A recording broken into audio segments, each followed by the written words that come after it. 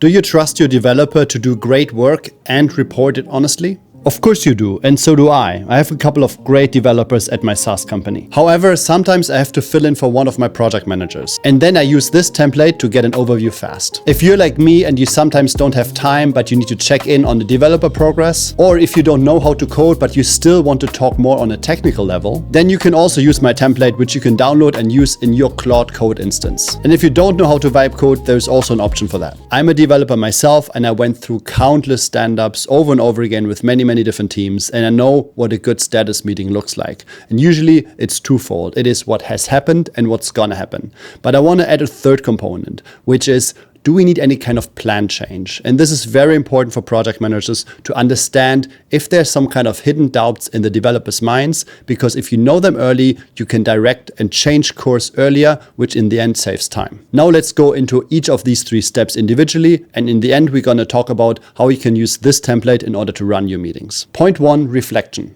This is where we talk about what the developer did in the last time frame. This could be, usually it's 1 day, and it could be 1 week. We are going to ask, what have you been working on? What did you achieve? And what are you most proud of? These are basic questions that every stand-up runs. But here we want to add a third question.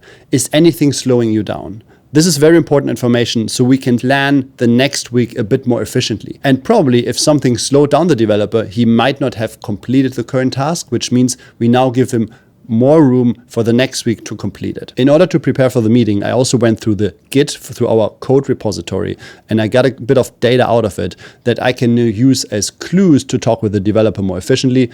And again, I'm going to show you later on how to get this data into this kind of overview. Usually this reflection can take up to 5 or even 10 minutes. And it's just important that we let the developer talk and see what they feel about the code and how happy they are with that. We're also going to see if we need to maybe change some course a bit. So all these things are a bit fluid. You will see what the developer wants if you just listen at this point. This all can be wrapped up by just asking the developer, how did the last week go and what do I need to know? And then just let the developer talk and listen. If you can record this current call with the developer, then we can use the transcript in order to make this overview even better and give us a bit more planning for next week. In the end of the video, I show you how to put in the transcript and merge that with the things that happen on the code side. Point number 2 will now give us a plan for the next weeks, and this is where we should focus on. For this point to work really well, we need a release that's somewhere bound to a deadline. If we know that, then we can ask the developer, what are the things left open in order to hit our release, or in order to go the next steps and make the developer really nice, or in order to go live,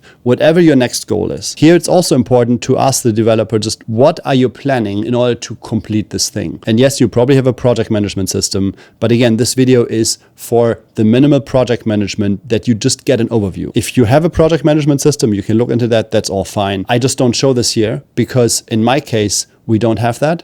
We have one developer and we have one clear goal. And a project management system would not even help us. It would probably slow us down at this point.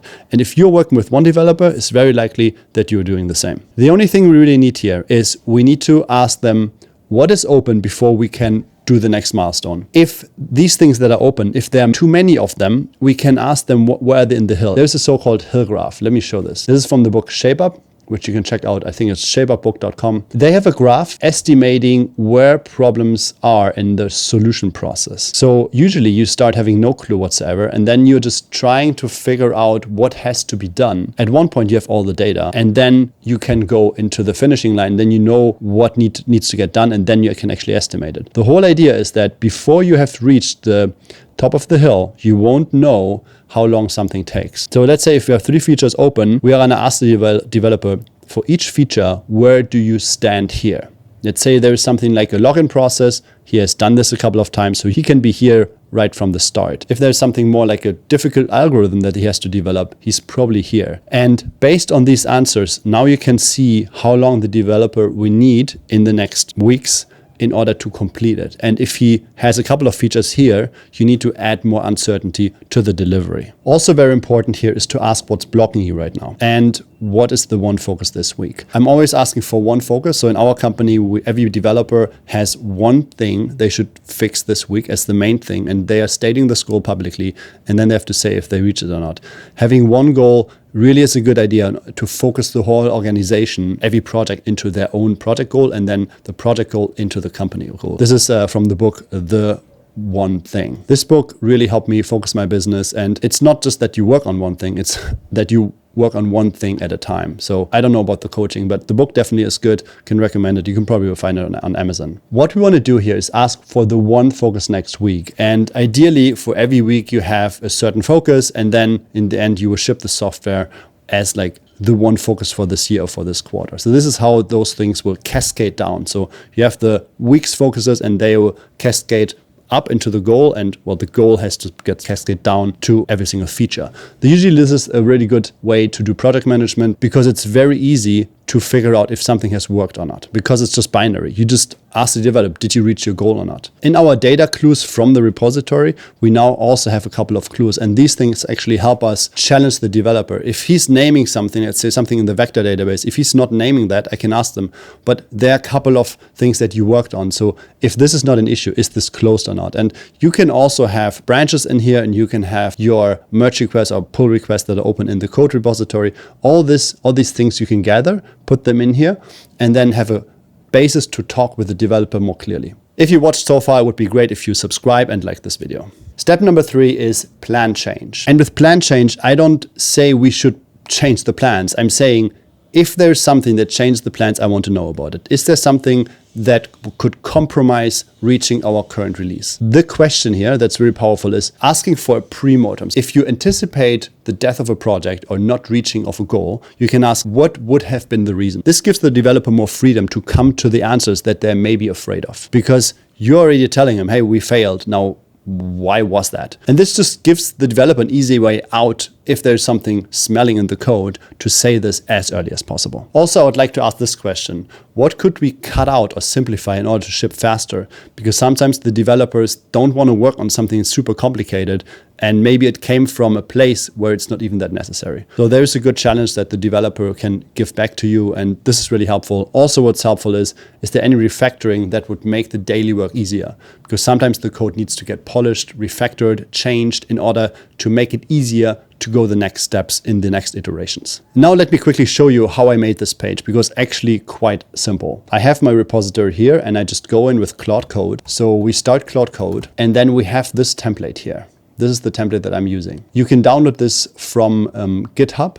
It is in here. So this is a gist I put on GitHub. This is the URL, and you find this all in the YouTube video in the show notes. Basically what this does, it opens this page, and this has all the instructions here for Claude Code to go and then actually read the repository and get us all the information out. And the only thing you need to do is save this HTML file. If you trust me that this is correct and gives you the correct results that you want, you can just copy this in. If you want to see what this does, you basically just open this in the browser and save this file as HTML, and it will pop up like this. And also never run Claude Code in YOLO mode. You always need to approve every single command that it runs, and then you're safe. So basically what you're going to do, you go into your repository, you need to make sure that you have the latest version. So you do git pull, and then we get the latest version from your developer.